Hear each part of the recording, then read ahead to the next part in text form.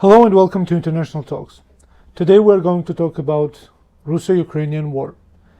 As we already know, on February 24th, Russia officially launched a war against Ukraine. Before that, on February 21st, Russia recognized the breakaway regions as the independent countries. We need to say to these both actions by the Russian Federation that they are completely against international law and infringe the sovereignty and independence of the Ukraine, as 141 countries are supporting this proposition under the UN General Assembly resolution. But we need to deep dive into analysis of why this war is happening and why did the President of the Russian Federation do these steps. Generally, we know that Vladimir Putin himself thinks that the biggest geopolitical catastrophe of the 21st century is the dissolution of the Soviet Union. And we know from his articles that he somewhat dreams of rebuilding Soviet Union or the historical Russia, which includes almost entirely Ukraine. And without Ukraine, we know that there is no Soviet Union or historic Russia, because ethnically, these groups, the Russians and Ukrainians, are very close. But there are three main reasons why this war is happening right now: political, economic, and military reasons. After the Russian Federation annexed Crimea in the February of 2014, Russia also launched the breakaway regions. Yes, Russia launched the breakaway regions, and we know that from the first hand, the people who were organizing these events were Russians and former FSB colonel like Strelkov or Igor Girkin. After that, Russia wanted to somehow authorize these breakaway regions into Ukraine again in 2015 and play these regions as their subsidiaries or agents within the Ukraine. Minsk agreements of the 2015, again in February, were giving that possibility of Russia having two breakaway regions under Ukraine, so that they are going to use them within the internal politics of Ukraine. However, from 2019 or 2020, Ukraine's position was that they were not going to talk directly to these regions, which Russia demanded through these years. Now we know that Ukraine refuses that, and Russia is, of course, furious about that this policy is just melting down. After that, Russia launched in 2015 the Nord Stream 2, so that they wanted Ukraine to not have this economic leverage over Russia. As you know, Ukraine is or was the biggest gas transit country for Russia into the European market. What is Nord Stream 2? We have explained in the previous videos, and you can watch them as well. But we need to understand that this project was launched specifically to bypass Ukraine and to get rid of Ukraine's veto on the delivery of the Russian gas to the European market. Because we know that Germany does not need this additional gas from the Nord Stream 2, because the already existing pipelines are more than enough to provide the whole of Europe. I have to remind you that the pipeline that exists from Russia to Ukraine can provide over 120 billion cubic meters of the natural gas, which is quite substantially a lot more than the Nord Stream 2 and Nord Stream 1 combined can provide to the European market. Now, in 2019, Russians and Ukrainians have agreed that Russia will provide through the transit 40 billion cubic meters up until 2024. Thus, Ukraine maintained somewhat of the transit and income from the transit of the natural gas. However, Russia tries to diminish that to zero, and since 2024 we know that there probably will not be any additional transit through the Ukrainian road. So Ukraine started to buy natural gas from rivers, from for example the Slovakian providers, and buying natural gas from the Europeans directly through the European providers again melted down Russia's leverage over Ukraine, that Ukraine would now have any economic income. As a result, Ukraine diverged from the dependence on the Russian natural gas. And as Russian propaganda was telling time and again that Ukrainians are going to freeze, that is exactly not going to happen.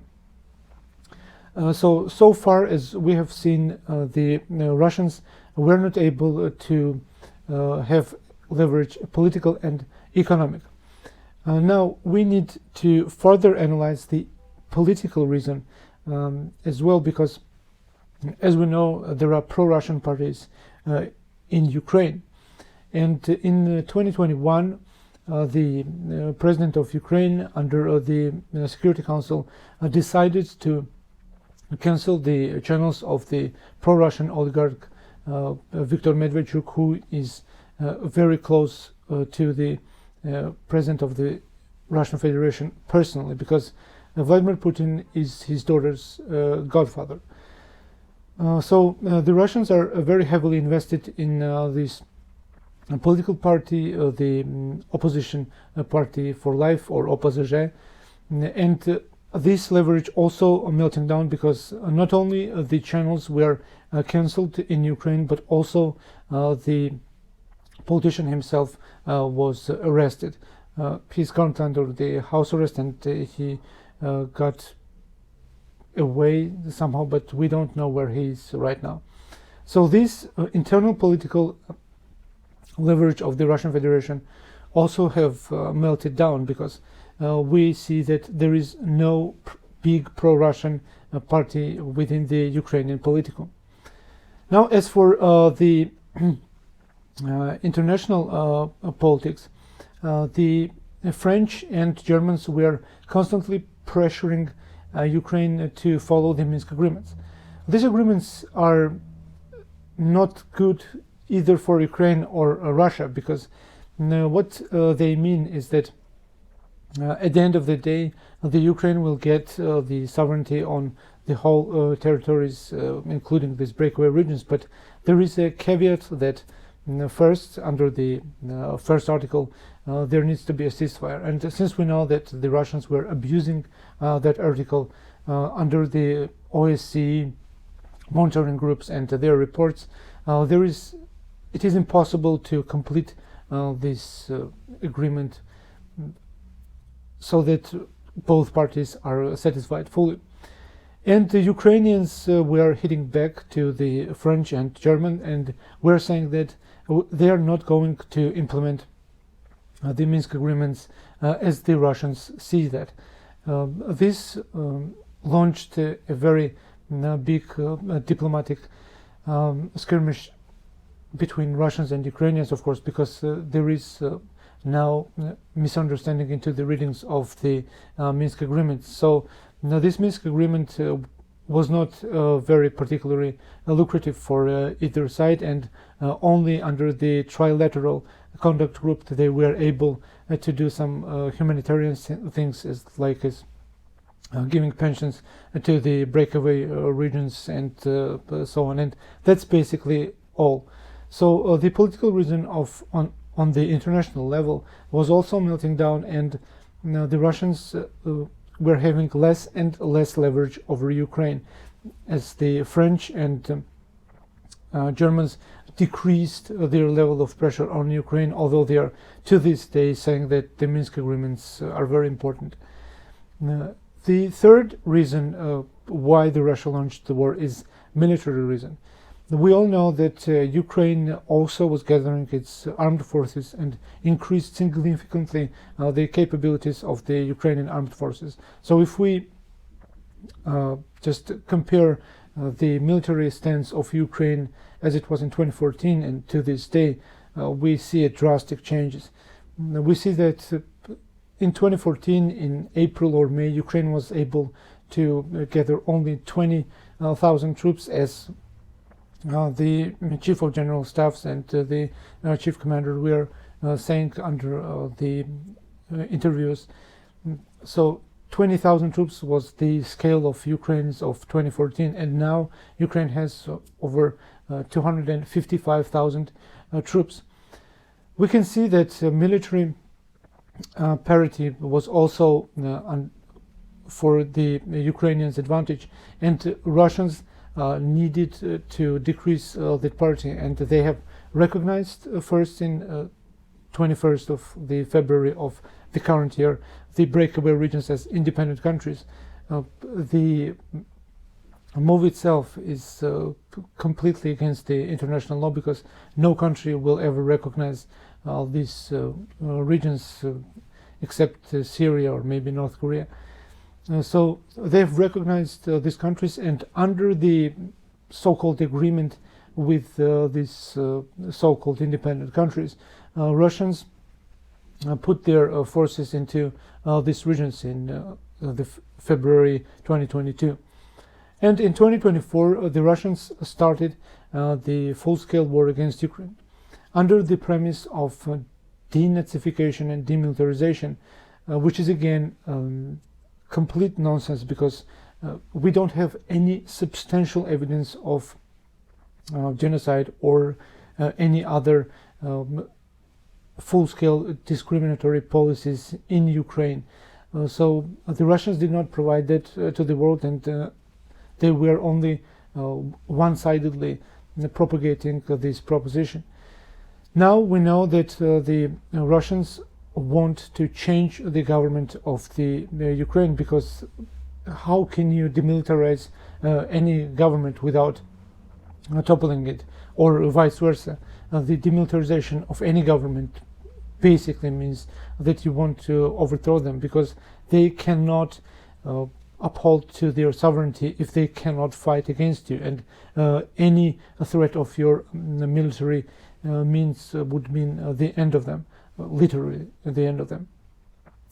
So the Russians launched that war on 24th of February in the early morning, and Vladimir Putin, with his almost 1 hour brief, said all the reasons why the Russia launched this special military operation.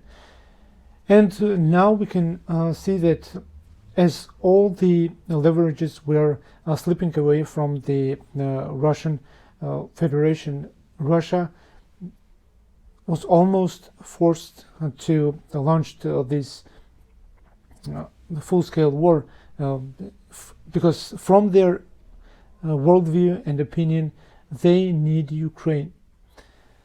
And again, we have to say that this war is completely unlawful, against all the international laws, and 141 countries are saying that Russia has breached the international law, and they are demanding the ceasefire and complete withdrawal of the Russian forces in Ukraine.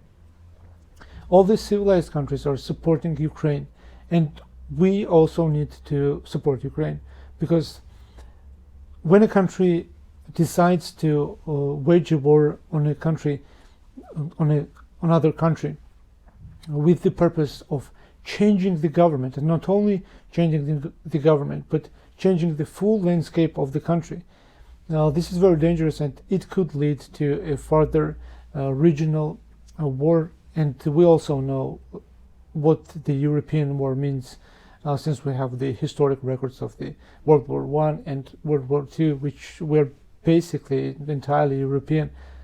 So to conclude this video, we need to say that political, economic, and military means we're slipping away from the Russian Federation, and Vladimir Putin decided to launch an unlawful full-scale war against Ukraine. And in the near future, we will see what the stance of this unlawful war will tell us. Thank you for watching, and until next time.